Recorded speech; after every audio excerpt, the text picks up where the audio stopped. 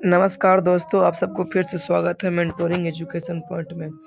आपको मालूम होगा कि मैंने क्लास 8 का फर्स्ट चैप्टर फसल उत्पादन और प्रबंधन चालू किया था, जिसका आज डे डे 2 है। क्या डे 2 है। तो आज का पहला क्वेश्चन ये रहा कि मेरे पास हमने कल यहाँ तक पढ़ लिए थे कि उर्वरक फर्टिलाइजर किसे कहते हैं, जैसे नाइट्रोजन, फास्फोरस, पोटाश जैसे रसायनों से बनी विशेष पदार्थों को उर्वरक कहते हैं। हमने यहाँ तक कल पढ़ लिए थे, तो आज चलते हैं आगे पढ़ते हैं।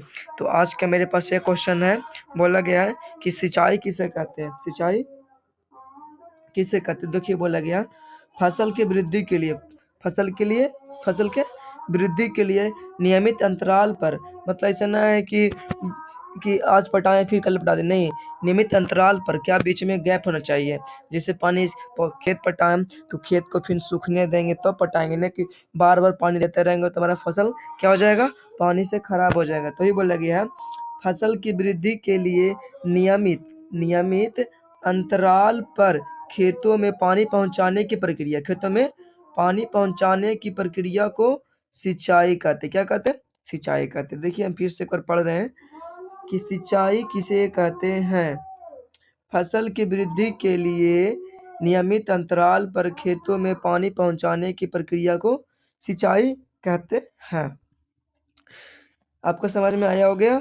चलिए आगे चलते हैं। अगला क्वेश्चन बोला गया है कि खरपतवार किसे कहते हैं। खरपतवार किसे कहते हैं, बोला गया कि उबे अनचाहे मतलब कि जिसे हम चाह नहीं रहे हैं, जिसे हम चाहते नहीं कि मेरे खेत में पौधा हो, पर अपने आप हो जाता है। अनचाहे, देखिए अनचाहे पौधे जो फसल के साथ उग जाते, क्या करते हैं, फसल के साथ उग जाते हैं, और जो पोषक तत्व होते हैं, और पोषक तत्व पानी और धूप छीन लेते हैं, उन्हें खरपतवार कहते हैं। क्योंकि हम पौधा रोपे हैं, किसी का पौधा रोपे हैं, जैसे सरसों का पौधा रोप दिए, धान के पौधा रोपे हैं, तो उसमें क्या हो गया, घास हो गया। तो घास हो गया, तुम चाहते हैं कि घास हो गए ना, तो इसी बोला गया है कि अनचाहे पौधे फसल के साथ उगते हैं, और पोषक तत्व क्या करता है, ले लेता है खुद को, पानी लेता है और धूप छीन लेता है। क्या क्या छीनता है, पहला छीनता है पोषक तत्व, फिर पानी, फिर तीसरा छीनता है धूप छीन लेता है, उन्हें खरपतवार कहते हैं। जैसे में देखिए मेरे पास कुछ उदाहरण है, जैसे में घास हो गया, क्या घास, फिर बथुआ साग, सब नाम जानते ही होंगे। तो सब क्या है, उदाहरण है इसका खरपतवार का। इस आपसे पूछा जाएगा ऑब्जेक्टिव में कि निम्नलिखित में से कौन सा खरपतवार का उदाहरण है, तो आपको मिलेगा घास या बथुआ। तो इसी में टिक मारना, अन्यथा गलती हो जाएगा आपका क्वेश्चन। चलिए आगे चलते हैं। आगे बोला गया है कि निराई किसे कहते हैं। निराई का मतलब निकौनी। देखिए खरपतवार, आपने वही पढ़ा है कि खरपतवार क्या कहते हैं, वे अनचाहे पौधे जो फसल के साथ उग जाते हैं और पोषक तत्व, पानी और धूप छीन लेते हैं, उन्हें खरपतवार कहते हैं। पर बोला गया है कि निराई किसे कहते हैं। देखिए खरपतवार को खेत से हटाने के लिए, खेत से हटाने की प्रक्रिया को निराई कहते हैं। जैसे मेरे खेत में खरपतवार हो गया, तो खरपतवार को जब हटाएंगे तो इसी प्रक्रिया को क्या कहेंगे, निराई कहलाती है। फिर से पढ़ते हैं, खरपतवार को खरपतवार को खेत से हटाने की प्रक्रिया को निराई कहलाती है। अब बोलेंगे खेत से हटाने की खरपतवार को खेत से हटाने के लिए क्या क्या उपकरण है। तो पहला उपकरण है खुरपी। पहला उपकरण क्या है, हम खुरपी से भी क्या कर सकते हैं, खरपतवार को हटा सकते हैं।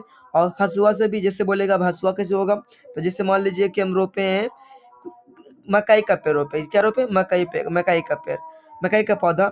मकई के पौधे में खेत में घास हो गया, तो आराम से हसुआ से क्या कर लेंगे, घास को काट लेंगे, या खुरपी से भी निकालेंगे। तो ये होता है निराई कहते हैं। खरपतवार को खेत से हटाने की प्रक्रिया को निराई कहलाती है। ठीक है, आगे चलते हैं। आगे बोला गया कि कटाई किसे कहते हैं। देखिए कटाई किसे कहते हैं, ये तो आप जानते ही होंगे कि फसल पक जाने के बाद, जब फसल पक जाता है, जब काटने योग्य हो जाता है, तो फसल पक जाने के बाद पौधों को काटकर खेत से निकालने की प्रक्रिया को कटाई कहते हैं। देखिए जब फसल पक जाएगा, क्या हो जाएगा, फसल पक जाने के बाद पौधों को काट कर खेत से निकालने की प्रक्रिया को क्या कहेंगे? कटाई कहते हैं। ठीक है, आगे चलते हैं। आशा करो कि आपको समझ में आ रहा होगा।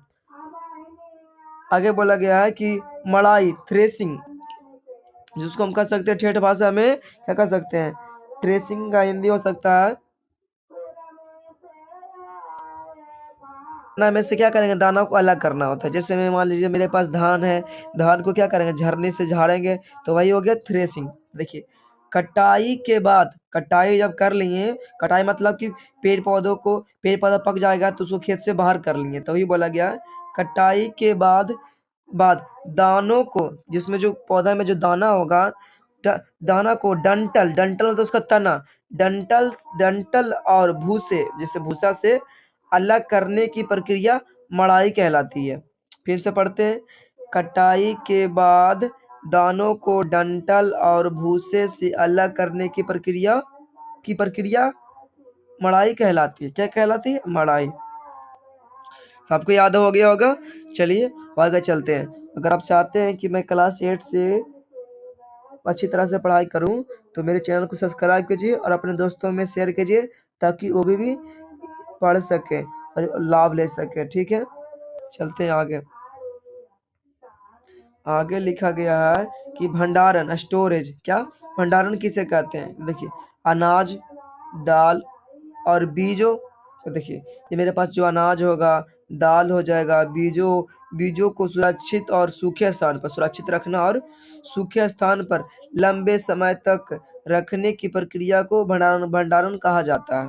देखिए, अनाज, दाल और बीजों को सुरक्षित और सूखे स्थान पर लंबे समय तक रखने की प्रक्रिया को भंडारण कहा जाता है। आपको समझ में आ गया होगा। जैसे जैसे मान लें कि हमने फसल काट लिया, उसको कटाई कर लिए, उसको हमें क्या कर सकते हैं? थ्रेसिंग कर लेंगे, मड़ाई कर लेंगे। मड़ाई करने के बाद उसको रखना है कहीं सूखे स्थान पे, जहाँ पे क्या चूहा ना लगे, ना पानी से भीग जाए। ना तो चूहा लग जाएगा तो फिर क्या हो जाएगा?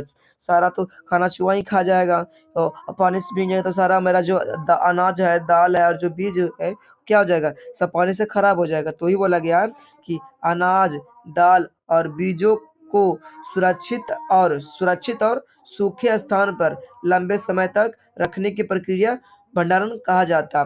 भंडारण कहाँ कहाँ होता है? तो देखिए, स्थान में क्या क्या, पहला स्थान में अकेले गोदाम में कर सकते हैं, स्टोरेज। दूसरा कोठी में। देखते हो कि सभी के घर में कोठी होता है। कोठी में गेहूं, चावल और सरसों रखा जाता है, ताकि उसमें चूहा से, पानी से बचा रहे। ठीक है, आगे चलते हैं। आगे बोला गया है कि पशुपालन किसे कहते हैं? पशुपालन। देखिए, दूध, अंडा, ऊन आदि प्राप्त करने के लिए, फिर से देखिए, दूध, अंडा, ऊन आदि प्राप्त करने के लिए पशुओं की वैज्ञानिक तरीके से देखभाल और पालन पोषण को पशुपालन कहते हैं। देखिए, दूध हमको चाहिए, अंडा चाहिए और ऊन आदि प्राप्त करने के लिए पशुओं की वैज्ञानिक तरीके से देखभाल देखभाल देखभाल और पालन पोषण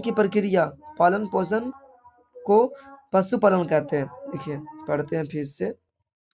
दूध, अंडा, ऊन आदि प्राप्त करने के लिए पशुओं की वैज्ञानिक तरीके से देखभाल और पालन पोषण को पशुपालन कहते हैं।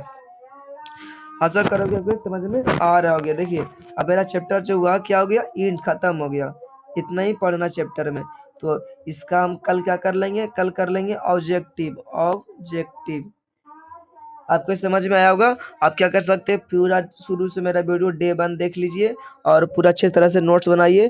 फिर मैं आपको इसको क्या दूंगा? ऑब्जेक्टिव। देखिए, ऑब्जेक्टिव बनाकर हम तैयार रखे हैं। देखिए, पहला क्वेश्चन पूछा गया ऑब्जेक्टिव में कि फसल किसे कहते हैं? फसल किसे कहते हैं? अनाज को कहते हैं फसल।